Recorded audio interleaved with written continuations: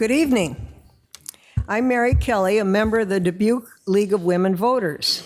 The League is a nonpartisan political organization which encourages informed and active citizen participation in government. Membership is open to any citizen 18 years of age or older.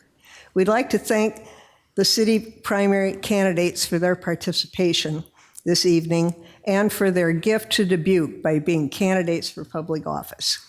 Running for Dubuque Mayor are Deb Borley, Brad Kavanaugh, and Jason Davis. Running for City Council from the First Ward are Delano Kane Watson, Carmen Hernandez, and Tyson Leyendecker. The top two vote getters in each of these positions will be on the November 4 ballot. Ms. Borley, we'll begin with you. Please tell us why you are running for the Dubuque mayor. Well, first I'd like to thank you for this opportunity. I think having an informed electorate is paramount to happy people, well-informed. I'm happy to be here. I'm offering change to the citizens of Dubuque after many years, and when I say many, I'm talking 15 to 20 years of people in Dubuque sharing their concerns. Why did my taxes go up, and where is the money going?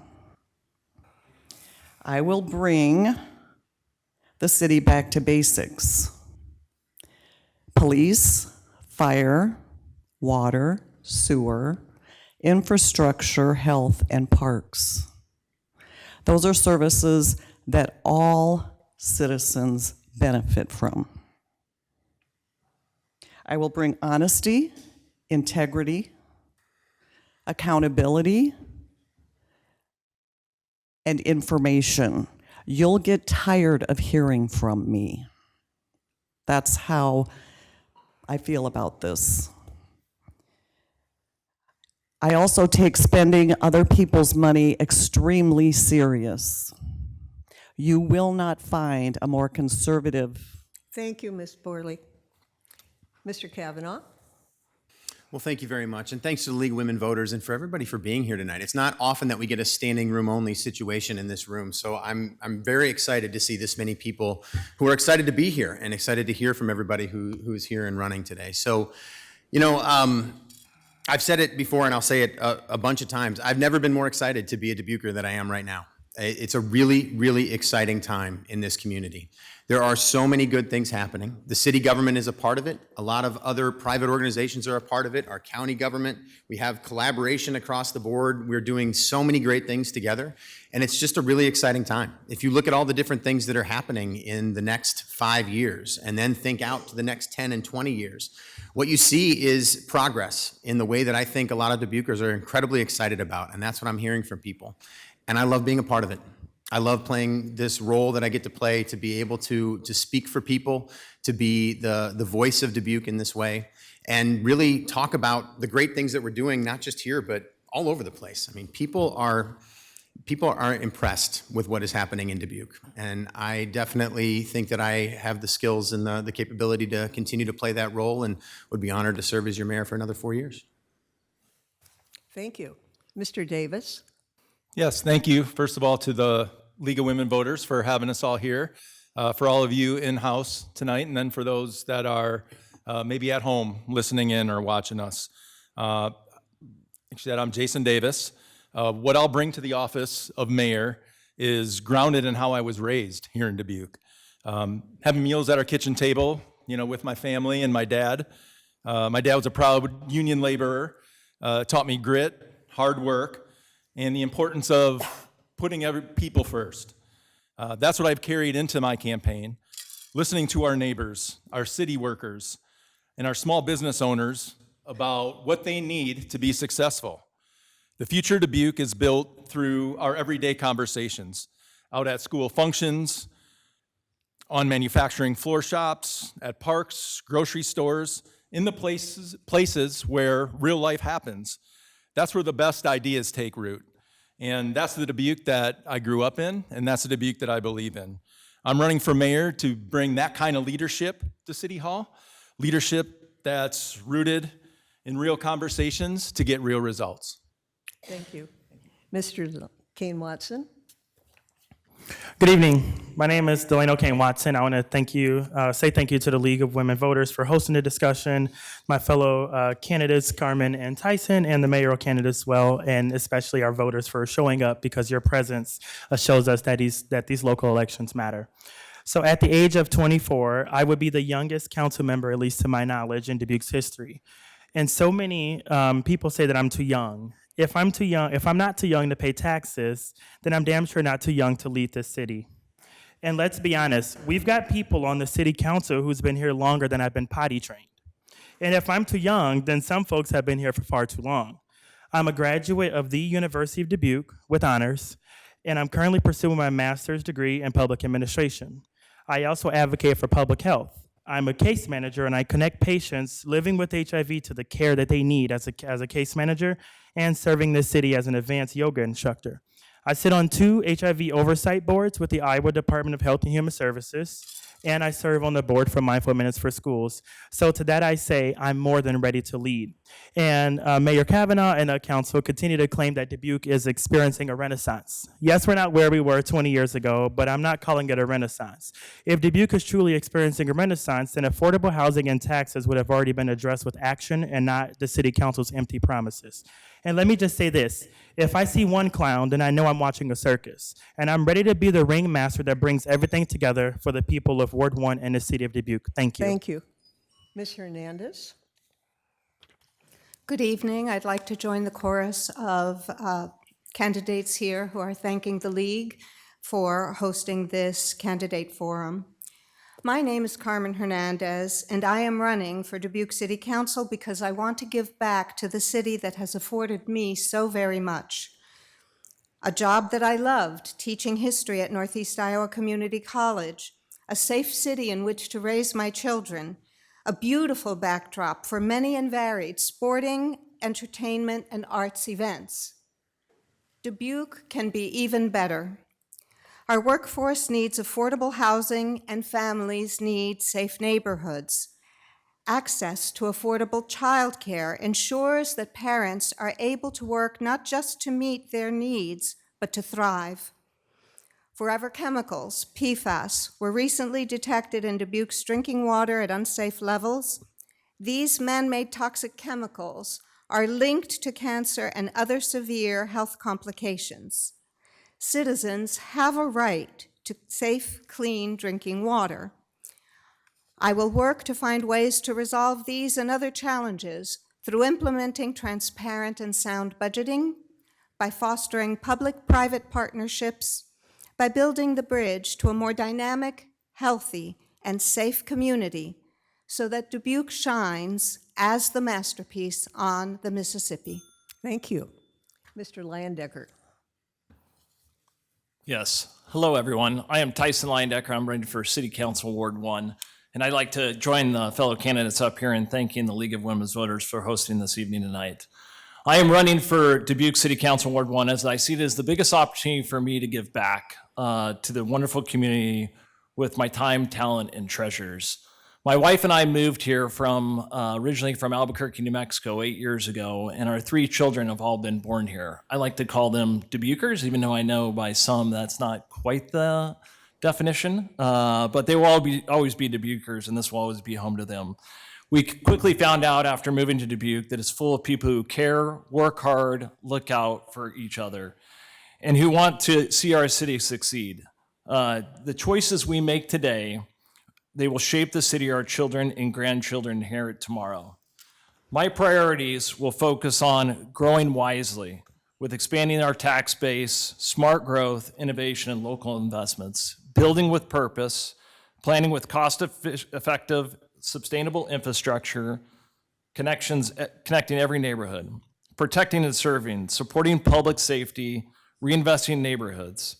In addition to being a banker for 18 years, I've also been able to be on a number of boards here in Dubuque, including the Art Museum, the DRA, the GDDC, the chamber, and the Field of Dreams. And I will bring this leadership that I brought to these boards and decision-making to those organizations. Thank you. For the first question from the audience, we'll start with Mr. Kavanaugh. Are you familiar with various public and private partnerships the city has? Are you supportive of these relationships, such as the Arboretum, Do Ride Multicultural Center? Yes, I'm familiar with those, and yes, I'm supportive of those. I think we talk a lot about partnership in this community, and the reason is because no one entity can do anything themselves. If we were going to be a city that was just going to do everything and nobody else was going to do anything else, our taxes would be way too high. We'd be taking on way too much, and I don't think we'd want that in this community. What we need is the ability to be able to work together to be able to accomplish those things. The Arboretum was one example that was brought up. The Multicultural Family Center was another that was brought up. I would count development, like housing development and those types of things, in a public-private partnership example, because the city of Dubuque does not build housing, for example. We actually have developers that do that. The city incentivizes those things. Same goes with being able to incentivize businesses as they come here to be able to create a spot here and also to expand in those businesses and industries that are here. So we're already carrying forward many, many public-private partnerships, and I will continue to do the same. Thank you. Mr. Davis. Yes, thank you for the question. I think it comes down to, of course, I'm aware of those three entities, and I do support them. But I think it goes beyond just those three. Obviously, as far as our partnerships go, I think it's important as mayor or a city council member that we need to communicate with all the private entities in our city, including our small businesses, our legacy employers, to build those relationships with them. I don't think that is necessarily being done at this point. I know 2 years ago, 23 of our business leaders signed a letter that ended up being published in the Telegraph Herald. I don't know if any of our council members or elected local leaders, they did not go and talk to any of those business leaders that signed that letter. I can talk about A.Y. McDonald as example. They signed that letter. They were not communicated with by the mayor or the council when they were looking to move their manufacturing facility to a different location, and they ended up moving it across the river in Wisconsin, as we all know. I think that's an example of an opportunity that was missed big time by our current council and our mayor. Thank you. Mr. Kane Watson. Yes, thanks for the question. So yes, the partnerships that we have with the different organizations within the city, we do have strong partnerships, but I think that it's also just like my friend Mr. Davis mentioned about partnering also with small businesses right here in Dubuque, not just the city incentivized partnerships. The MFC, the Multicultural Family Center, I think is a wonderful organization that provides opportunities to every person, every color, every age group in our community. They host panels, they host Juneteenth celebrations. They're in the community every which way they can be. And the same thing with the Arboretum. But we see consistently time after time, the city doesn't, I feel like, meet these small organizations with the same respect and the same funding sources as we probably should. And I think, so going back to the small businesses, I'm a small business owner myself, and I think that it's very important as we talk about all of these partnerships that happen with the large corporations here, we also need to make sure we're giving back to small business owners and being able to provide and incentivize partnerships. And I think do more for our small businesses than just a simple $5,000 reimbursable grant. You can't put the VNA up against a small arts agency. That's not how you support small businesses. So we can give support to big businesses, but let's support the small ones as well. Thank you. Ms. Hernandez. The public-private partnerships that exist here in Dubuque have been remarkably productive. They have created such wonderful amenities. They have done so much for the city. Business leaders have been very generous. Certainly, one of the things that's just a few blocks away is the new child care center. And of course, child care is such an important component of caring for the workers in the community and for the development of the community, for attracting new talent and retaining talent that we have. That's an example of one of the remarkable partnerships. Certainly, there are others. We also have the coming of a medical school. That is a public-private partnership, and that will be an enormous boon to this city, bringing investment, bringing population, bringing talent. So I hope that the public-private partnerships are things that will continue, and I would work very hard to promote and support such partnerships. Thank you. Mr. Leyendecker. Yes, so the boards I referenced that I've been a part of, specifically the DRA, I think is a great example of a public-private partnership. I think the key with the public-private partnerships as we look at them is making sure that there's transparency in what is going on within those organizations from the public side and the private side. And those are tax dollars of yours, of the residents that are going to use, and making sure that they're being put to good use is of utmost importance. I also think that we need to make sure that everyone's looking at it from a win-win approach. And when I say that, I think we got to make sure from a negotiation standpoint that each side is benefiting from the negotiations and the partnership. Because if one side is winning and the other side is losing, that is not a true partnership and it's not going to last.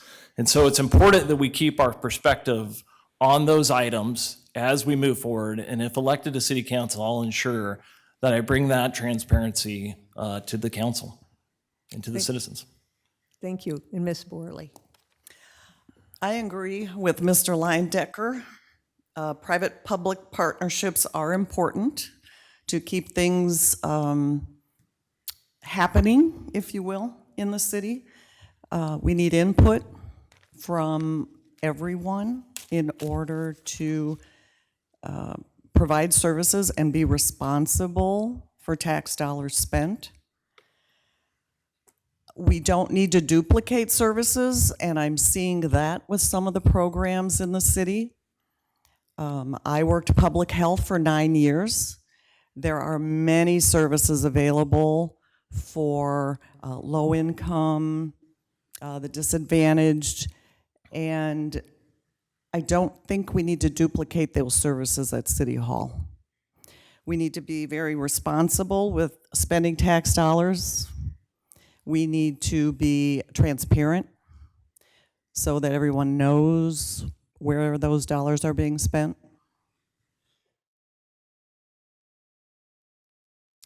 We need to look at what those programs are costing and how many people are actually benefiting in order to justify them. Thank you. Thank you. The next question has to do with duplicated services. Are there city services and departments that are duplicated? How and what would you consolidate? Mr. Davis. Thank you. Is that just a general question about services being duplicated? Yes. I think we have a wonderful group of nonprofit organizations that we have in our community that are very generous and helpful to not only our city, but to our residents as well. I do think there are certain issues and certain entities in our city that are duplicated with a lot of our private nonprofits. I think it's important that we have those conversations, take a look at what our city is doing as far as the budgets and the money that is going toward those specific departments, and have those conversations with our other nonprofits to make sure that we're working together and in syncrasy, and that the city isn't using all our resources in that way with the nonprofits. Thank you. Mr. Kane Watson. Yes.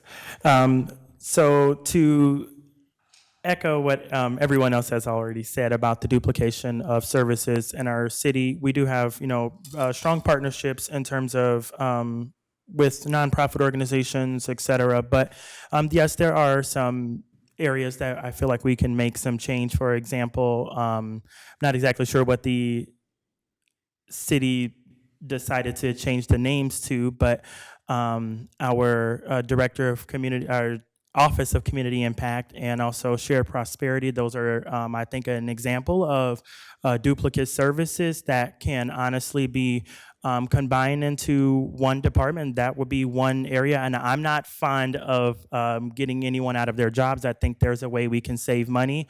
And I think that, that would be one place that we can start. But of course, we all can say what we want to up here, but we don't know the ins and outs until we're actually in these seats making those decisions, and trusting in a city manager and a new city manager in 2 years to point us in the right direction and to make sure that we have all the information that we need to actually make changes to our city operations and our city organizational chart. Thank you. Thank you. Ms. Hernandez. Duplication of services, of course, might be a waste. The problem is how many services truly are duplicated, and then beyond that, the question is what services are provided by nonprofits. I think it becomes very important to be aware of the fact that often the city has to accomplish what nonprofits cannot do. Nonprofits have specific foci, they focus on one or two things. The city sometimes has many different individuals, different offices that are dedicated to addressing specific problems and specific concerns. And they are not necessarily overlapping. It is something that I think we can't just give a blanket statement that there's duplication of services. I think we have to study that very carefully, as I would, precisely because we want to be sure that the city is accomplishing what it wants to in terms of services to the citizens, and also taking advantage of the generosity of many nonprofits. Thank you. Thank you. Mr. Landecker. We have a wonderful community, and there's many wonderful organizations, not-for-profits, that are out there. In addition to, the city has a lot of good initiatives. I've had the opportunity to meet with nearly, and I'd say probably every nonprofit in the city of Dubuque, in addition to almost all of the departments in the city department staff. So I would say, yes, there is duplication. There's definitely duplication, and it's all with the best intent. And so we need to make sure that we're looking at these efforts that are being done and ensuring that they're spending their time in the most best manner. And some of that's on the city side, some of it's probably on the nonprofit. And so when I think about it, I think about, have we looked at, do we have a mutually exclusive and collectively exhausted effort for services in our community? I think we have darn near everything covered, but I think we could do some work to streamline those, cut out duplication, and letting people focus and organizations focus where their time would be maybe better spent, and expand those services in that realm. Thank you. Ms. Borley. I actually have with me this evening the Dubuque County Resource Guide. I carry it with me everywhere I go. I will just highlight some of the nonprofits and who they serve. There are 8 resources for housing, 9 resources for food assistance, 4 for clothing and furniture, 5 for rent utilities, 9 resources for the elderly and disabled, and 2 for financial assistance. Those do not include any state or federal programs for anyone. We are a very generous community, but we definitely have duplication of services. Thank you. Thank you. Mr. Kavanaugh. Yeah, thank you. You know, there is at times duplication of services, and the city addresses that in an ongoing fashion. So it's actually been done a couple of times just in the last year, so I'll mention those. We talked about the Office of Community Impact as an example. The Multicultural Family Center and the AmeriCorps program were tucked into that new division of community impact because the MFC was being run through the Parks and Rec division, and it was way too much for the Parks and Rec division to be able to handle. And the AmeriCorps program, which is really, really important, sort of didn't have a home. So those things were put where they needed to be put to be able to provide the best services possible. Another great example is something we just did a work session on, the Precision Policing Center. What this did was it took civilians to be able to be hired to work on following up on the camera work that is very important in law enforcement, so that police could be police officers and traffic engineers could be traffic engineers, because we were having all those people try to do these things that police were taking all this time to do. The last thing I want to mention is this discussion about transparency. I'm just going to say it out loud. It doesn't get more transparent than the city of Dubuque. We spent an entire month of April in budget hearings talking about all the dollars that are spent in this city, and every single person in this room and everybody who lives in this community has an opportunity to provide input on that, has an opportunity to come to these meetings, and has an opportunity to actually go on the website right now and create your own city budget so you can tell people what we actually should be spending that on. So that level of transparency will remain and will continue to be better. Thank you. Thank you. All right.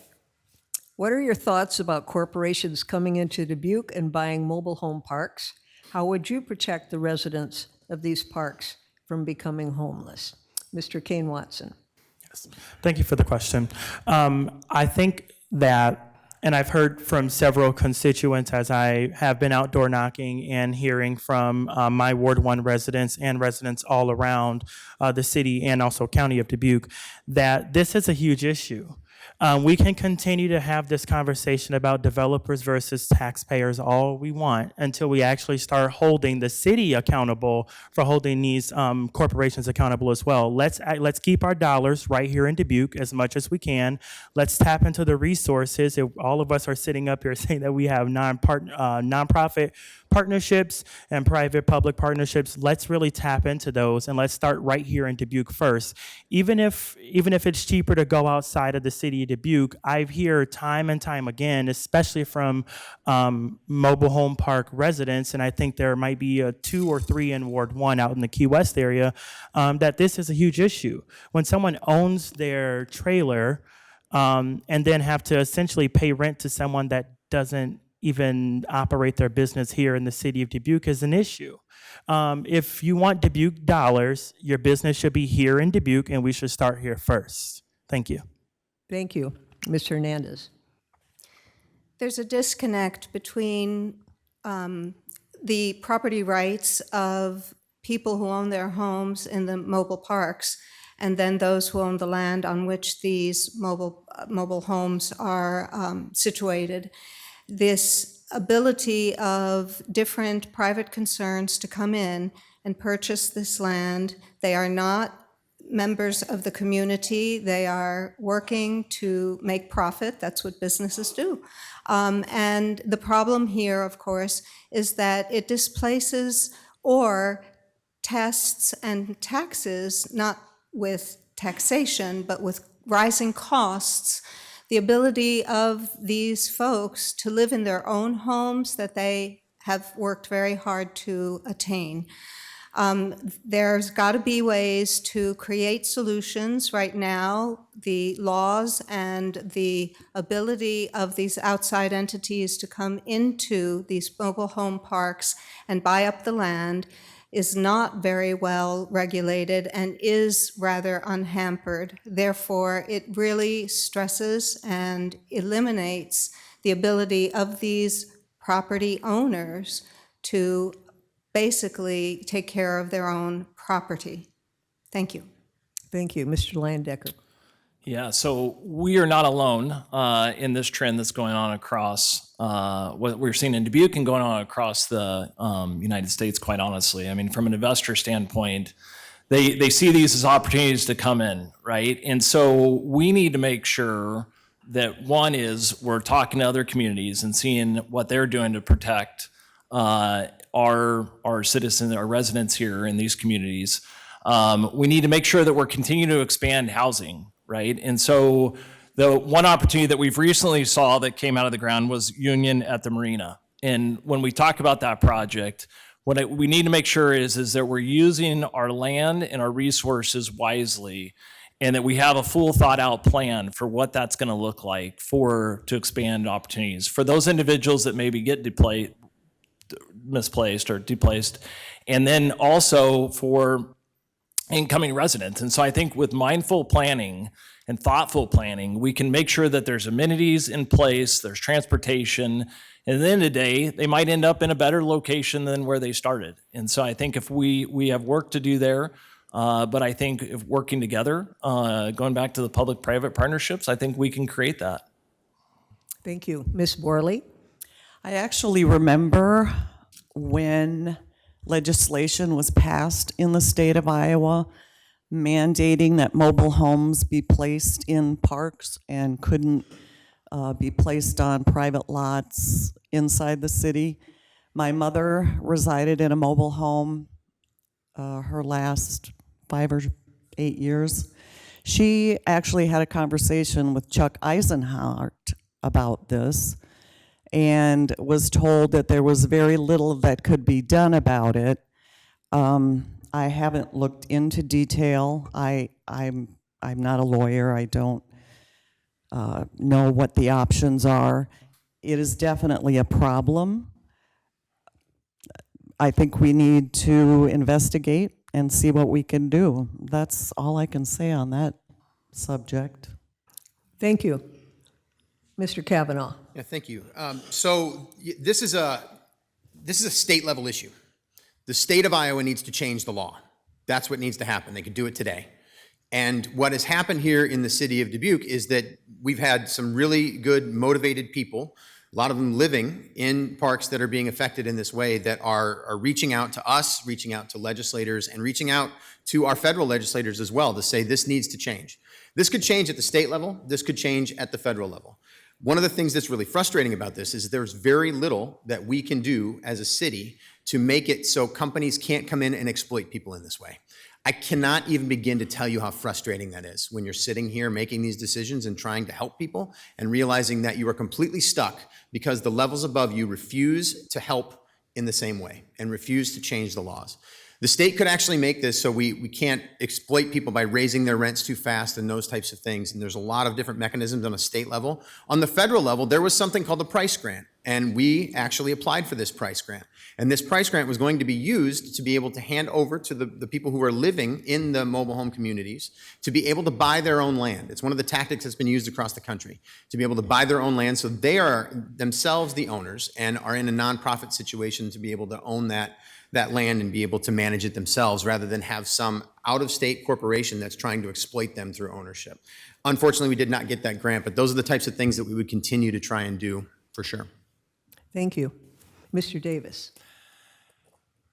I think it's important to make sure that we bring everyone that has an idea to the table to try to figure this out. It's a state issue that we just heard that we're trying to work through to help those in the mobile home parks out knocking doors and speaking with them and, getting a lot of messages and emails.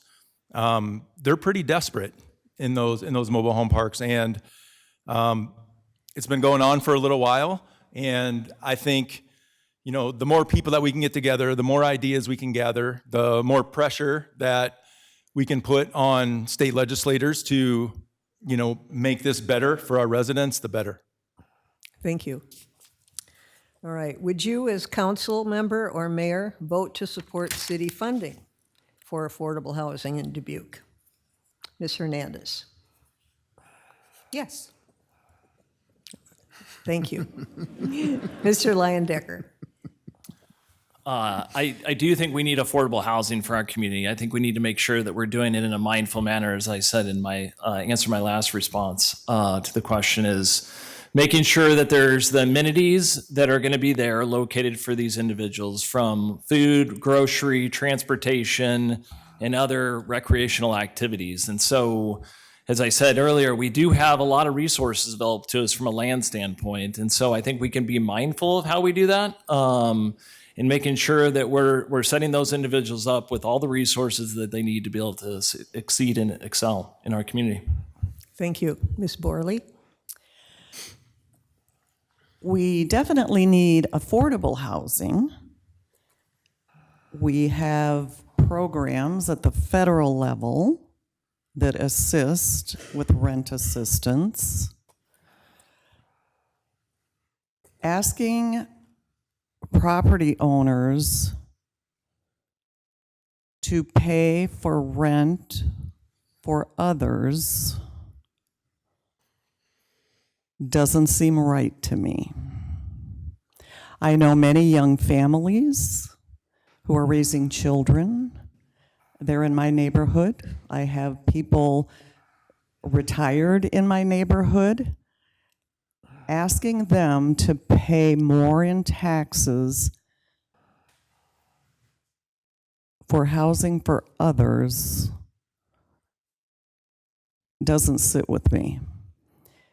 Again, we need affordable housing. We need accessible housing, and we need to have a conversation. Thank you. Mr. Kavanaugh. Yes, I have already done this. So I do support affordable housing. I support workforce housing. I support multifamily housing. I support single-family housing. I support housing for people because we need it. And we don't have enough of it right now, and we recognize that. The community spoke to the city council and said, we're short about 1,100 units by 2030. We need enough places for people to live.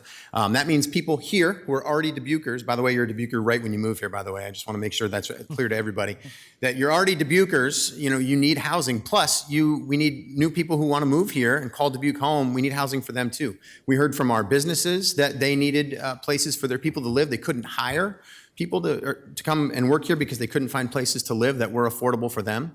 When we say affordable housing, it means different things to different people. And what I want to make sure is that people recognize is that we need that level for every single person who wants to have a roof over their head. So absolutely, I support affordable housing and will continue to do so. And right now, we've had a lot of luck as a city council, and we have been mindful about how we've done this. We've had many, many discussions in this room about how to create housing, and we've done so. We've created a ton of housing in this community in a way that a lot of other communities can't figure out. We should be proud of it, honestly, that we've done so much work on this. So we will continue to create affordable housing with me as mayor and housing for everybody who needs it in this town. Thank you. Mr. Davis? Yes, I think it's important, and I support the housings at all levels. Workforce housing, low-income housing, but we have to be smart about how we get that accomplished. As far as Tyson mentioned a little earlier, the union at the marina, how the city helps support or gives incentives to those development projects, is a little bit concerning. We sold the land for a little over $4 million. We gave incentives to a developer and an outside company that has no ties to Dubuque, that pretty much gave them the land for free. And they also are taking advantage of a lot of our tax incentives that are available for them and that the city is footing the bill for. So I think we just need to be smarter about how we do it, and then also the placement of where we put these housing developments, because down there it's in a food desert, no sidewalks, not a lot of activities to do, and that all has to be taken into consideration. Thank you. Mr. Kane Watson? Yes. Thanks for the question. So I think 100% yes, I support affordable housing. 100% I support the city helping to subsidize this housing projects, but I also support and urge the city council and the mayor to continue to do this, in that we need to hold the management companies and the landlords and everyone that has a dip in this pool of money accountable. Because far too long, we have senior housing with bed bug infestations. We have certain corporations not living up to their end of the promise. And also it's very important, just like Mr. Davis said, as to where this housing goes, and to ensure that we don't just put affordable housing in a desert. And I know I'm running to represent Ward 1, but I have many family members that even live in Ward 3, for example. So putting more affordable housing in something that's already a desert, that's a food desert. We have one grocery store. It's a transportation desert. The Jewel is not doing what it's supposed to do. We have an education desert. We took away an elementary school, took away a middle school. So we have to be very, very we have to hold ourselves accountable as to where we put this affordable housing. And at the same time, also to kind of rebuttal in a way of what Ms. Borley said, about kind of having all of this affordable housing. We want people to come here. We have to make it affordable for them to do that. But also, you don't have to live in affordable housing to support it, just like people who don't have cars have to pay Thank you. taxes for our roads. Thank you. All right, gun violence, a national problem. Is there anything the council can do to curb violent gun behavior in the city? Mr. Leyendecker. The quick answer to that is there has to be. I think it starts with our schools early on in education, and I think it starts with mental health awareness. I think there's a lot. I think it's going to take everyone working together to come up with a solution. It's not easy by any means, but I think from a national, a state, and a local level, we can work together. And I think mental health is the priority that we need to focus on. And we've got a number of good organizations here in Dubuque that are focused on that and working on that. And so I think we need to continue to invest the time and money and try to solve the problem, because it's as one that has 3 young kids, it hits home too often. So, Thank you. Ms. Borley. This is an issue that begins in the home.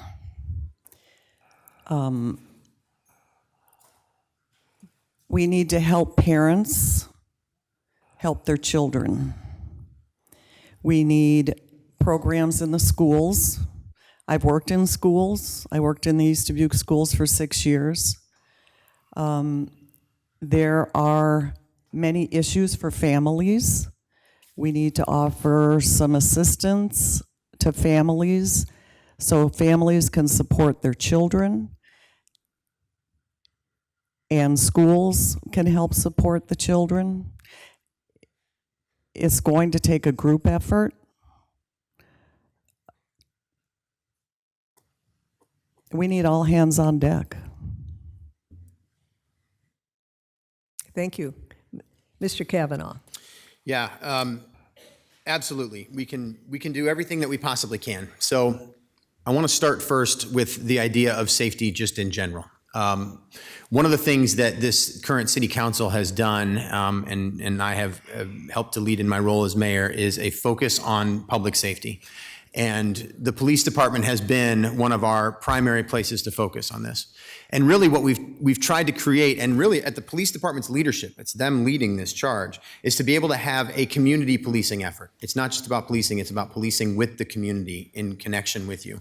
So school resource officers is an example, being able to be at different community events, have a trust in the police department. Those things are really important. We need to continue to invest in that. I do agree with investing in mental health. There's not a whole lot of money in mental health that the city does invest. It's not an area that city governments work within the state of Iowa. That is at the county and state level. So we need to continue to advocate on that level, and I do, and will continue to do so.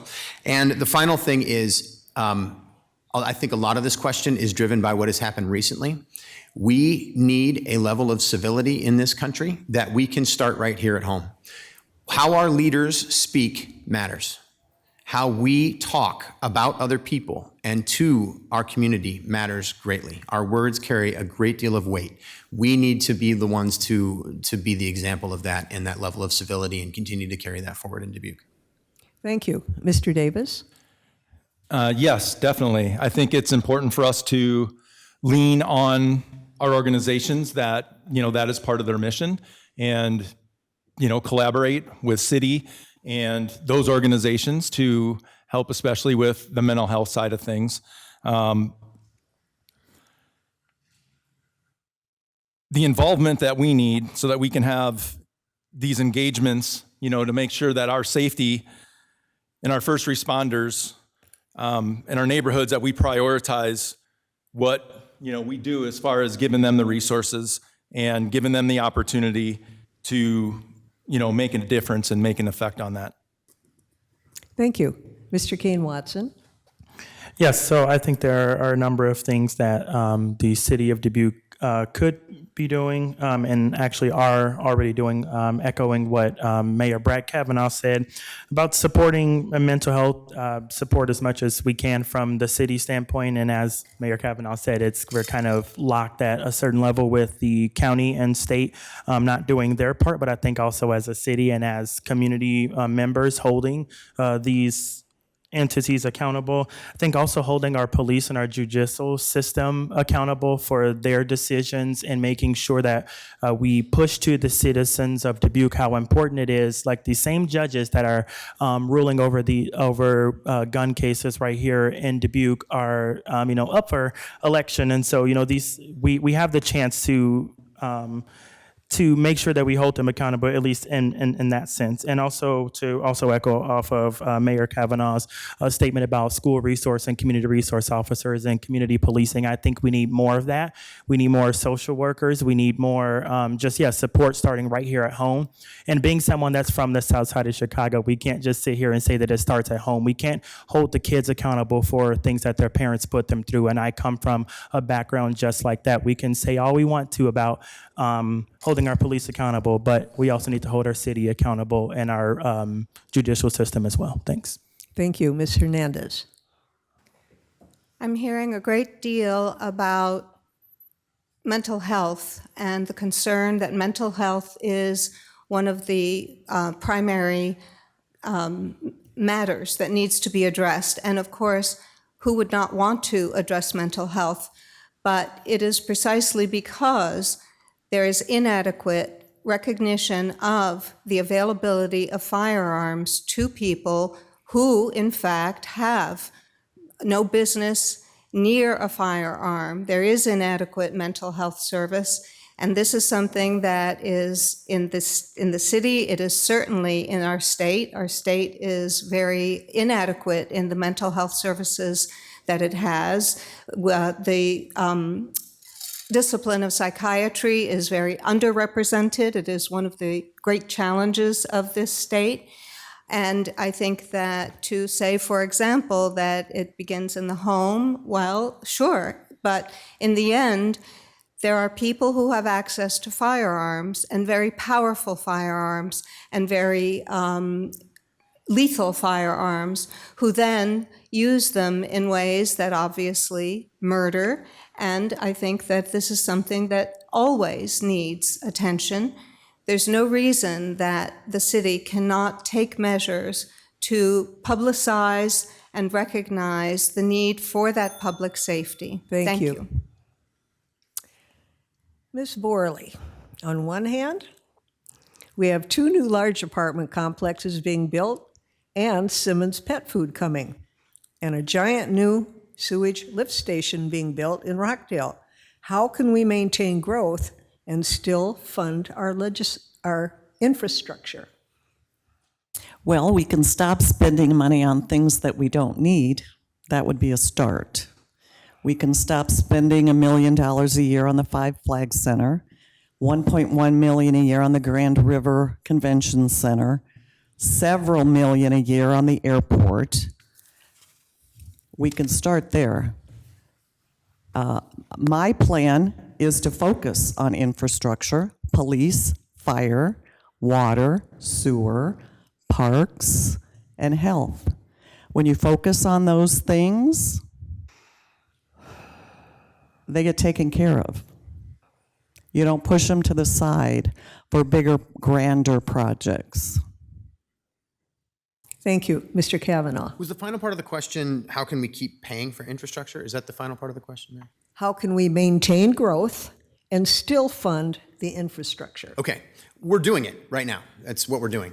We actually are, we have we have been funding our infrastructure, and we continue to do so. This city council has actually put $130 million towards sewers, and it's been done year after year after year. That sounds like a really big number, and it is, but it's because we're the oldest city in Iowa, and we have to do that. And we have expanded. We have more infrastructure, more industry out in the west side. We do have apartment complexes coming online. I want to make it really clear that people know that there's nothing that's been slowed down because of any sort of infrastructure incapability. We've continued to be able to move forward with all the things that are being built. There's a new apartment complex that's being built. We've figured that challenge out. We have worked with Simmons Pet Foods was mentioned specifically, but there's other industries that are out in the industrial complex as well that we've worked with to be able to make sure that they can continue to have the permit that they need to do the work that they're doing. There's nothing slowing down, and I don't see anything slowing down in the future. We're going to continue to invest in this because it's incredibly important.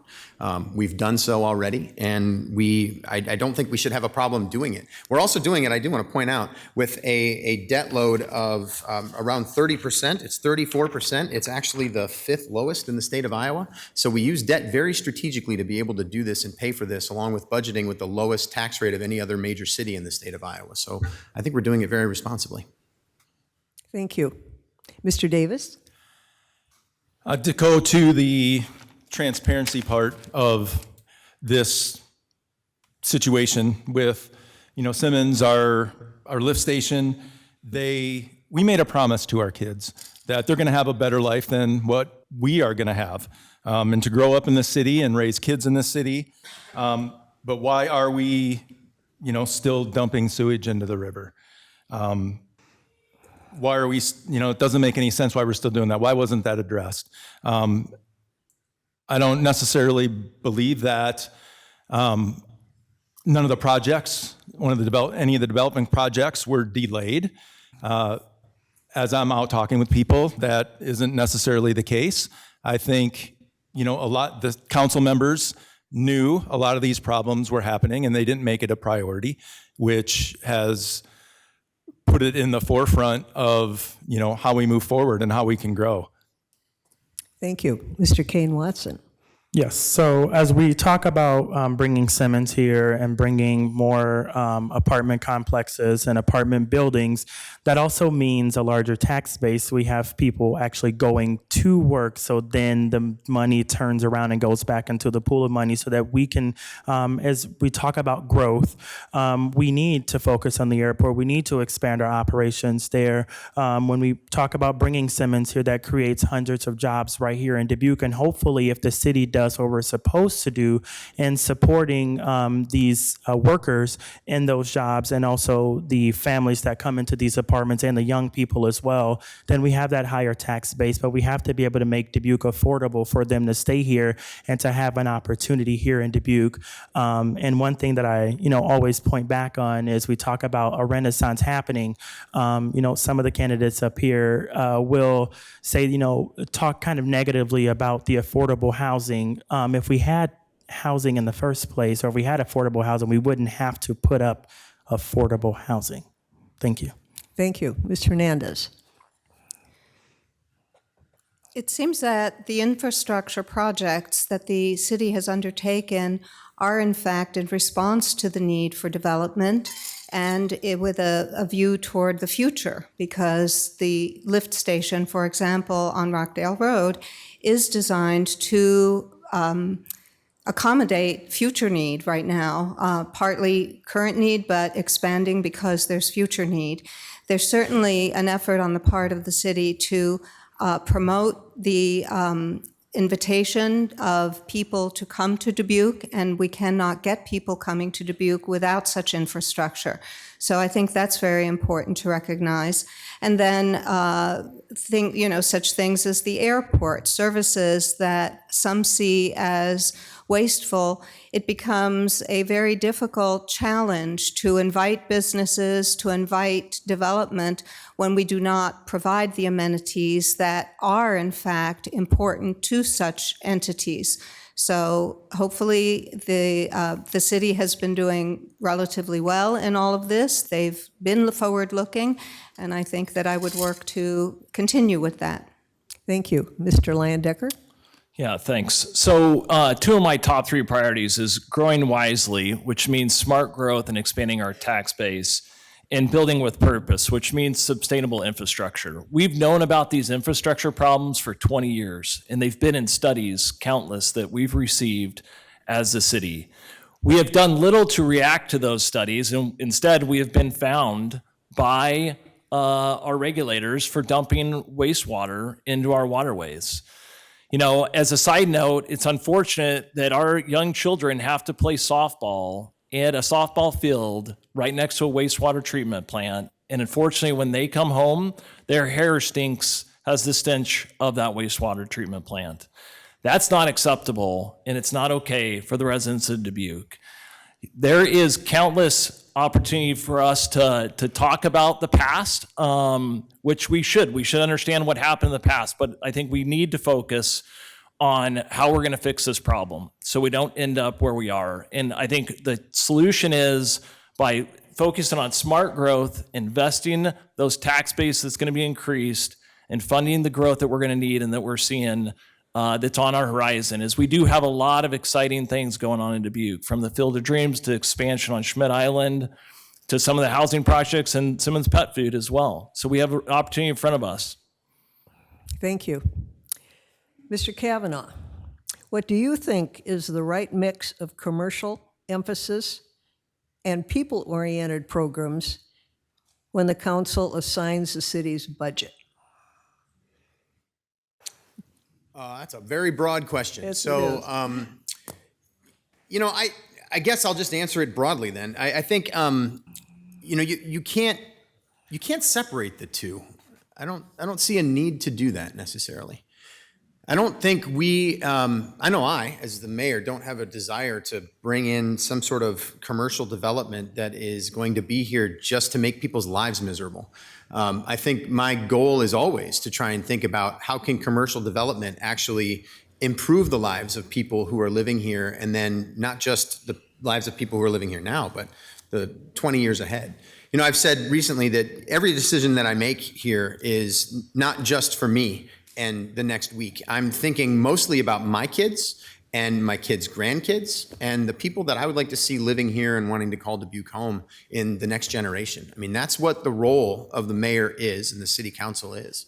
And I think when you think about commercial development versus services for people or the things that people need, it's always a balancing act. I mean, we play that balancing act every single time that we are thinking about the decisions that we're making at this table, and I know that I do. So especially when it comes to setting goals like we'll be doing next week, and then setting the budget for those goals in April, it's very important that we strike that balance. Thank you. Mr. Davis. Yeah, the balance is important, and making sure that we get the right people to the table to have those discussions during our budget hearings and figuring out what we are going to prioritize as far as funding for that. It's important that we make sure that everybody's involved and that everybody's at the table and has the opportunity to have input on what is most important to them. As I've been going through the campaign, it's been apparent to me that a lot of the people that I've been knocking on the doors and talking to don't feel like they've been heard, don't feel like their input has been taken into consideration by the current council. And you know, instead of having it through a consultant or someone else putting it together, a third party, all that information, it's important that we get to sit down with each of the residents and get their input so we can make sure we decide what the right mix is for that. Thank you. Mr. Kane Watson. Yes, so I think to echo Mayor Kavanaugh's statement, I think that it is a very broad question, and to answer that, it changes every year. But I think that what we need to do is start with the basics, and from there, also look at the community needs and the community wants as well. And also, as Mayor Kavanaugh said, it is a balancing act. Every year, we have new legislation that comes down from the state that we don't have control over. And I think that also raises a question. Me as someone, I sit on the Equity and Human Rights Commission, or say the Human Rights Commission, because equity is a bad word now. So I sit on the Human Rights Commission, and I think that one of the things that has been apparent, especially even with the whole gender identity debacle with our city council, is I think leaning on the boards and commissions that are city council appointed, for one, and two, I feel like, just like Mr. Davis said, is bringing the community in on these conversations. That's where you're going to get the answers, not some consultant, not some analyst company. Of course, we need those weigh-ins and buy-ins from these professionals, but the biggest professionals when we're talking about spending public tax dollars is the actual public. So let's start with the community needs basics first, and also bring in the community and people like us in this room who are concerned Dubuquers. Thank you. Thank you. Mr. Hernandez. The word transparency comes to mind as I try to think of how I'd like to answer this question, because in point of fact, as has been stated by the mayor, the government right now, the city council, has one of the rather remarkable transparencies. If you want to find out anything about the budget, there's this wonderful open budget program on the website where, as the mayor pointed out, you can go in there and put in your own figures. You can see where you would like to cut back, where you would like to add, how you would reallocate, how you would reorganize. So there is plenty of opportunity. The issue is letting the public know about this, perhaps. But certainly the ability to balance, no matter what government we have, we always will have a limited budget, and that is exactly what the planning and the efforts to allocate and properly divide and create a budget that then serves the most. Who is being served? Who is being perhaps burdened? These are the things that would be considered, and I think that this is something that the city right now has been doing, and I would hope to be a part of that. Thank you. Mr. Landecker. Yeah, the fact of the matter is, if we do not grow as a city and as a community, our tax base will not grow as well, and we won't have these tax dollars to provide for extra services. And so it's paramount, as we see across the Midwest, you maybe even argue across rural America and other locations, that smaller towns are losing access to services because their tax base is not growing. So it is a balancing act, but it's a delicate and calculated balancing act of making sure we're investing in commercial growth and commercial infrastructure, at the same time making sure we're adding value to the residents of our community, and we're expanding those services and providing them the things that they want and need. In addition to that, I think we need to look inward in terms of funding our own growth within our community and our commercial clients and commercial businesses and small businesses and all the like. They're the ones that are going to build our tax base, continue to build our tax base, grow our jobs, increase our taxes base, and expand that, so then we can continue to add more services and amenities to make Dubuque, continue to make Dubuque a great place to live, work, and play. Thank you. Ms. Borley.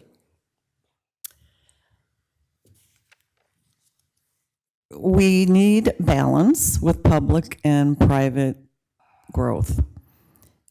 I agree with most of what's been said here. We need to appeal to young people.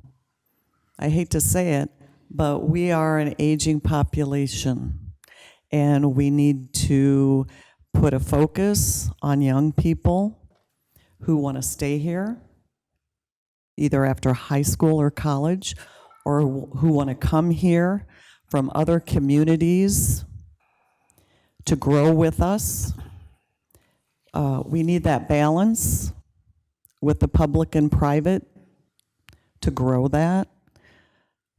Infrastructure, tax base, of course, is huge.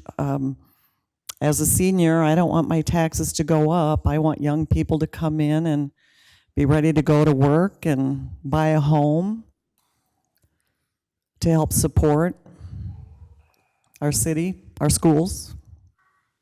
Thank you. Thank you. Mr. Davis. What qualities and skills would you look for in a new city manager?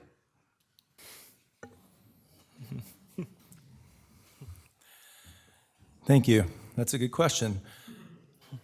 I think it's important to find someone that is willing to work with everyone, that is willing to bring everyone to the table and make sure that there's not winners and losers being picked. Our current city manager announces retirement for 2027.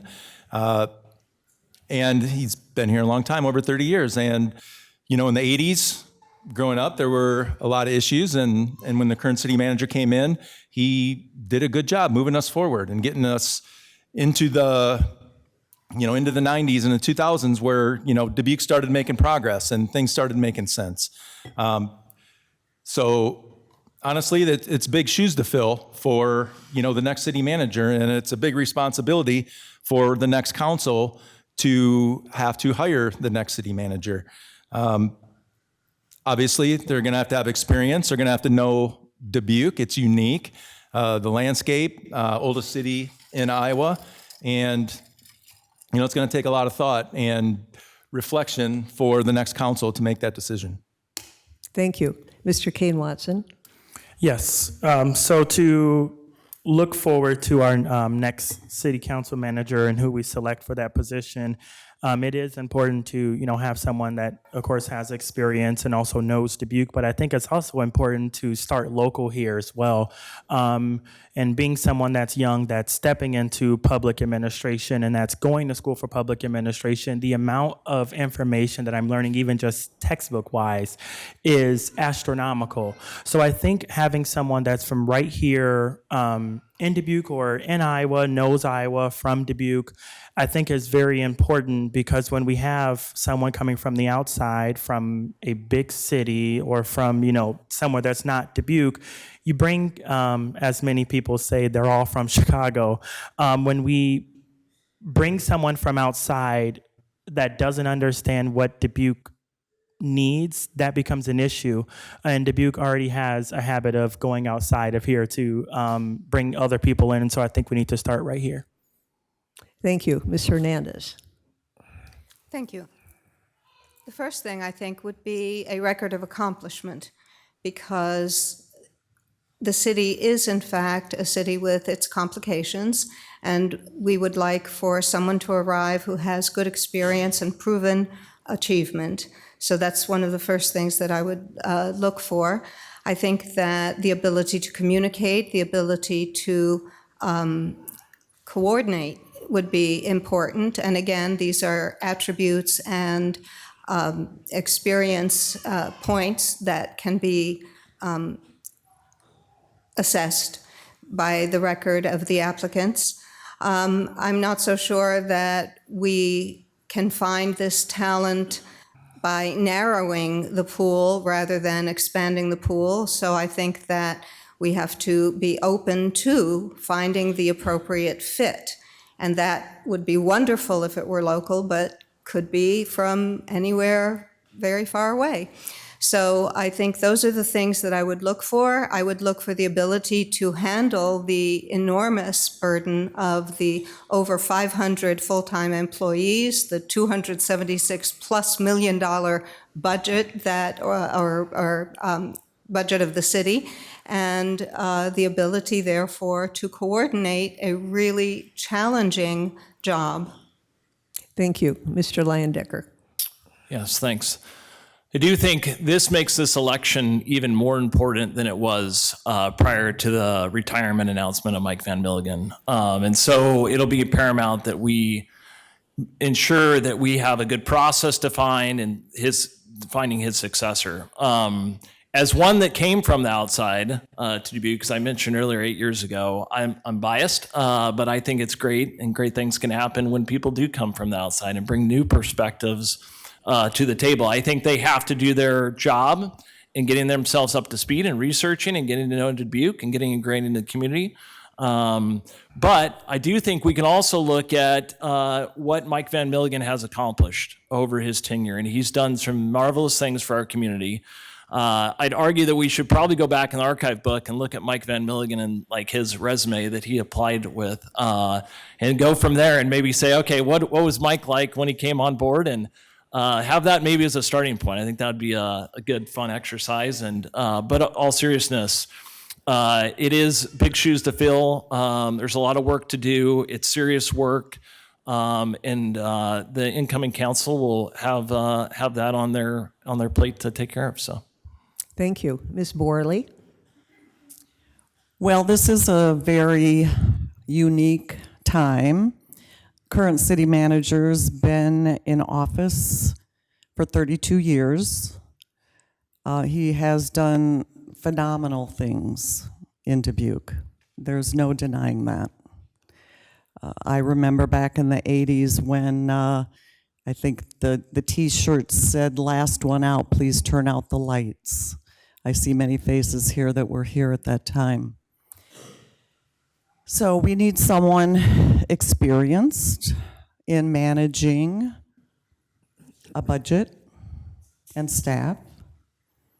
We need someone who can work with others to move forward, to grow the city again, to appeal to young people.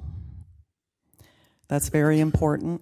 We need someone experienced in working with a diverse population, because that's who we are. I would like to see someone who will grow public business and cut back at City Hall. Thank you. Mr. Kavanaugh? Yeah, thank you. I appreciate all the praise for Mike. I think he has done a great job, in fact, and it has been pretty remarkable, as people have mentioned. So I appreciate all that. We'll get plenty of time to talk about that leading up to his retirement. You know, one of the great honors that I've had this past year is to serve as the Iowa League of Cities president. So for the next couple of days, I'm actually still the president of the Iowa League of Cities. And one of the great things about that is I've gotten to meet a lot of city managers across the state of Iowa. And then I've also traveled to the National League of Cities conferences to meet a lot of city managers across the country. One of the things that I think is really important for everybody to recognize is that Dubuque is on the country's radar.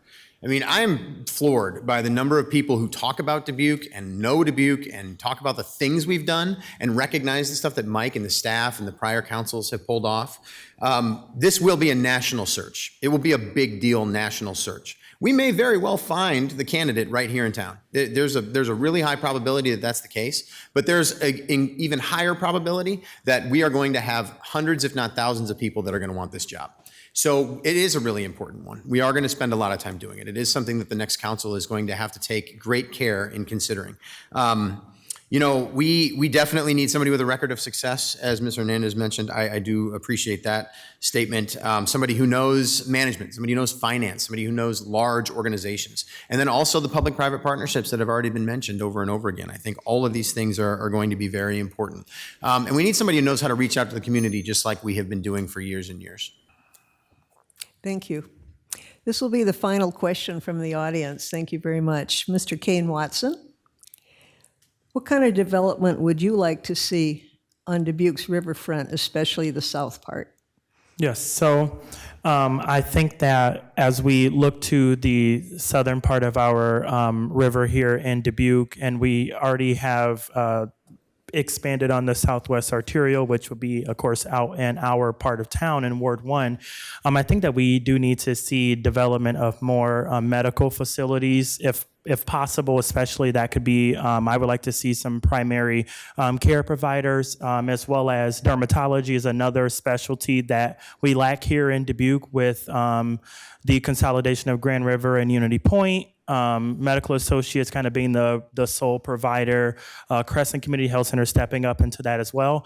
But I think also seeing small businesses as well. I know Ward 1 has probably the highest amount of larger corporations, but I think that, yeah, on the south part of our river, it is important to not only have the medical facilities, but also small businesses. And also, I know one thing that the community jokes about is there's nothing to eat here. So I think that it'd be nice to see some more restaurants as well from diverse populations. So. Thank you. Ms. Hernandez?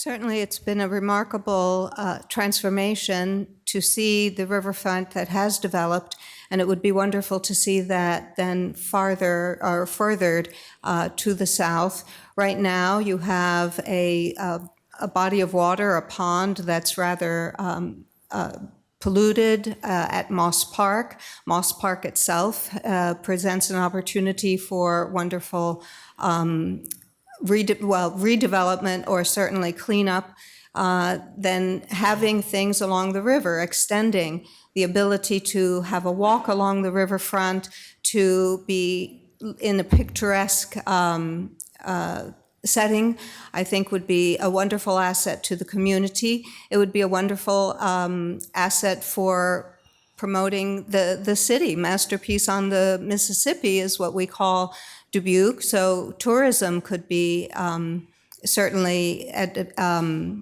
improved or attracted with a well-developed riverfront, and certainly recreational craft might find a way to be a part of that development. This is something that would be of great benefit to the community, and I would hope to be able to contribute to that. Thank you. Mr. Landecker. Thanks. Many of our families with young kids spend countless hours driving their kids to various communities across Iowa, across Wisconsin, and other parts of the Midwest, all largely because we don't have access to accessible sports fields, indoor basketball, baseball, soccer, you name it. And so we are losing out on that, ultimately those tourism dollars, but we're also, our families aren't able to enjoy those things in their own hometown. And so that would be one of the amenities that we should look for in redevelopment or development on the south end. That attracts restaurants, attracts retail, attracts a lot of different things. And I think that's something we've talked about as a community for quite some time. And I think it's about time that we deserve that in our community for our kids, our grandkids, and the like. Thank you. Ms. Borley? I agree with Mr. Leindecker. When I talk to young people in the community, this is what they're looking for. Young families with children, young adults, they're looking for recreational space, and that's what I would suggest. Thank you. Mr. Kavanaugh? I'm thinking NFL sports stadium. So, you specifically mentioned the Southport, and there is momentum on the Southport. I know it just feels like a big empty space right now, but there are developers that are looking at building there. There's more talk of a plan there. We actually presented something at City Council. I can't remember how long ago it was, but it was within the last couple of years that looked at a potential plan for the Southport and what it might look like. Honestly, from my perspective on the Southport, I think it's time for some fun. I think that that's kind of what is shaping up there. And I think it's something that needs to complement the rest of the riverfront. I think it's something that can tie in with what's happening on Schmidt Island. When you think about all the different things that are happening, we've got so much progress in housing. I mentioned Schmidt Island. We've got the medical school, the art museum, Wanderwood Gardens up at the Arboretum. There's all these fun things happening. I think that there's ways that the development at the Southport can be sort of another piece of all these things. I have to completely agree with the sports complex discussion. And this is next week. I'm looking forward to really trying hard to prioritize this as a city council. And in my mind, what that is the essence of a public-private partnership. I do not think that we have the appetite in our community for the city to take on the entire role of building some sort of sports facility that will be something that people will travel to. And I'm not even sure that we are talking about building just one sports facility in one place, but we're talking about multiple different things in multiple different places. And I'm looking forward to being able to move that forward. And I do think that it's time. And I think that next week will be the time that I step forward to prioritize that. Thank you. Mr. Davis? I think on the riverfront, we have to make sure that, we have something there that honors our biggest asset, which is our river, something that our families can all get together and outsiders from Dubuque, visitors can also enjoy. I am one of those parents that travels pretty much every weekend in the summer to, other cities that have those facilities and the fields available. So I think it's important that, I agree with pretty much everyone up here that, we need to have an entertainment, a family-friendly place for, our families to go and enjoy. And also, I think it needs to be something when it's going through the planning process that, connects it with other parts of Dubuque, with the downtown, the Millwork District. That would be important in the planning. Thank you. All right, now it's time for closing remarks. We'll start with Mr. Leyendecker, and you will have 2 minutes. Thank you. And thank you, Mary, for moderating tonight. And thank you to the League of Women's Voters for putting this on. And thank you to the audience for everyone that came and attended and to hear us. And thanks for everyone online that has joined in. I think tonight truly shows that we have a very special community here. We have people that show up, that ask great questions, and that want to get involved, which is important as we look and we talk about our next city council in this election that's upon us. I think you can trust in me that I will ask the difficult questions to make sure that we're making the right decisions as we move forward. Part of that is let me let the vision for tomorrow and the plan for today in action. I will say, if you're a Ward 1 voter, I will continue to work hard for your vote. Please visit my website, which is tysonfordubuque.com for more information. And please vote Tyson Leyendecker for Dubuque City Council Ward 1 on October 7th. And thank you for your time. Thank you. Mr. Hernandez. Again, I'd like to thank the League of Women Voters of Dubuque for hosting this candidate forum. My family and I chose to live in this beautiful city along the Mississippi River 28 years ago. Then I admired the persistence and dedication of the people, as well as the city, county, and state leaders who set aside their differences, worked as a team, and pulled Dubuque out of the depths of the farm crisis, breathing new life into this community. I want to be your representative on City Council, a representative for all Dubuquers, not just for a few special interests or moneyed people, but for all. Too many in Dubuque still believe they've been forgotten and left behind. It is time to bridge the gap that divides us. Dubuque is my home.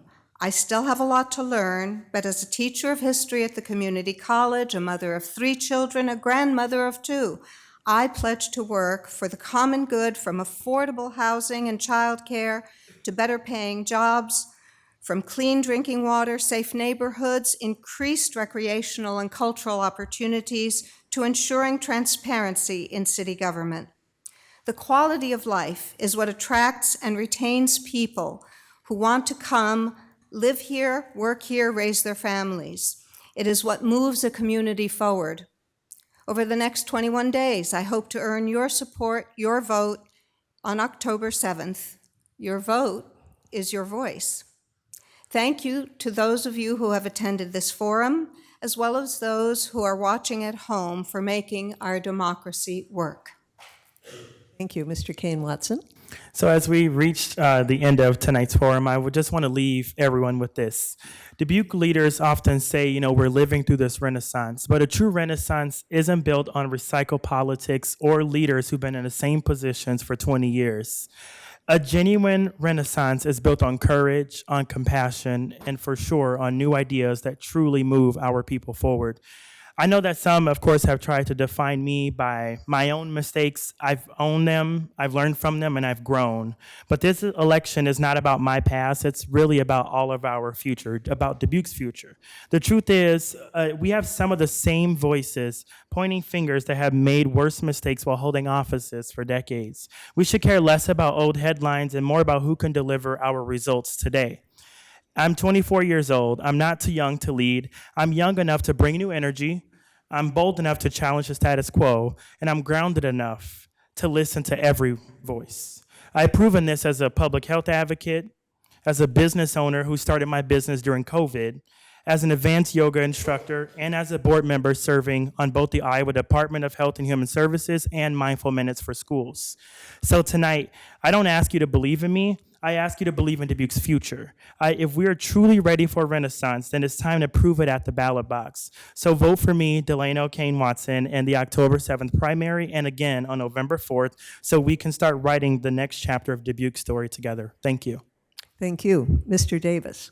All right, I want to echo the thanks, and thank you, Mary, for moderating, and for everyone who's here with us tonight and watching at home.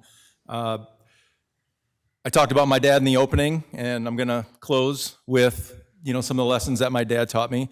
That hard work and follow through matter the most, and that real progress is measured by the pride that we feel in our community. It's about earning trust and working together to build a Dubuque we all can believe in.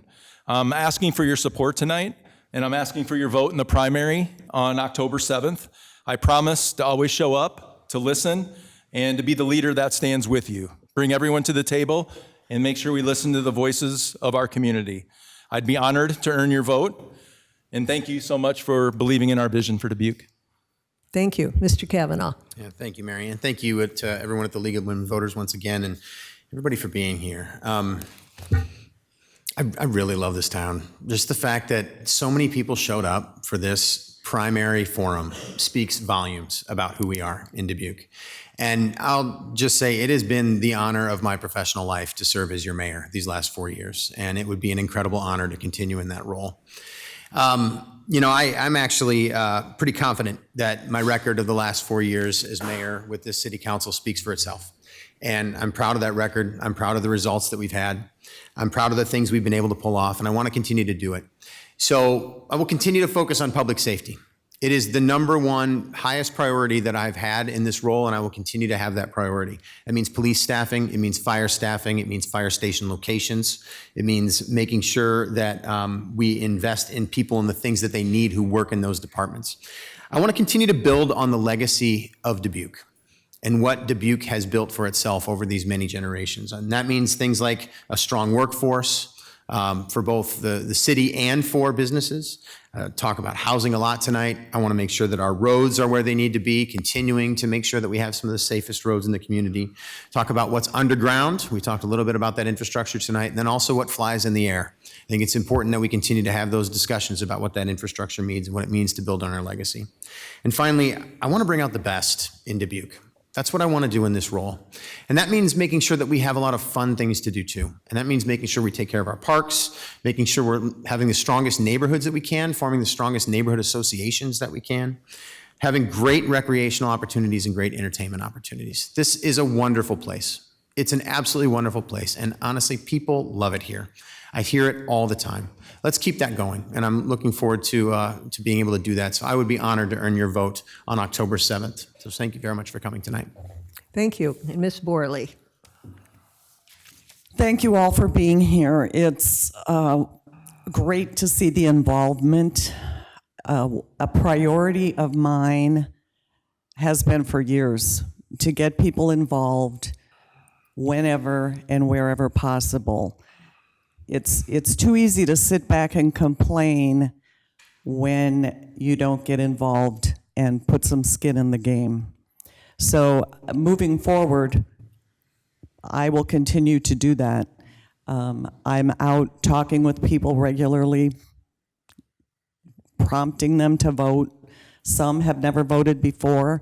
Tell friends and family we need to get people to the polls so that they feel involved and like they're part of the process. I raise my children in Dubuque.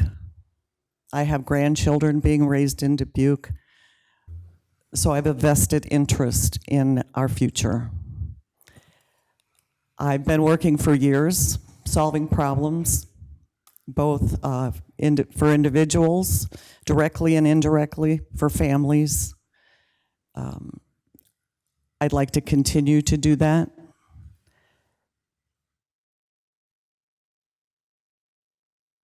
Thank you. Thank you.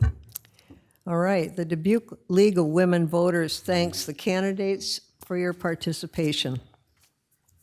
This forum can be seen again on City Channel Dubuque, on Cable Channel 8, or Digital 117.2, and on I'm On Channel 6. It's going to be streamed live on the city Facebook page and their website. Thank you to the city cable channel for providing this service. I'd like to thank the voters for watching and all the great questions. The City Candidates Forum with all 8 candidates will be held on Tuesday, October 14. here in this room at 6 o'clock. And the Dubuque School Board Candidates Forum will be October 22nd, a Wednesday, at the School Administration Building on Cheney Road. Thank you very much.